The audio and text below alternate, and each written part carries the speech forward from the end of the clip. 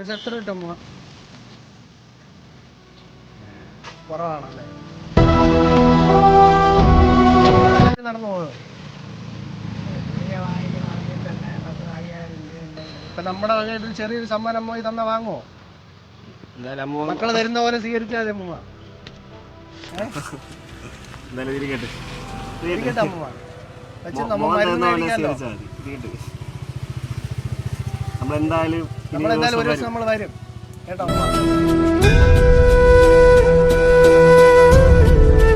നമ്മളിങ്ങോട്ട് പോയപ്പോ അമ്മ കണ്ട അപ്പൊ കഷ്ടപ്പെട്ട ഒരാളായിട്ട് തോന്നി, നമ്മൾ നിർത്തിയത്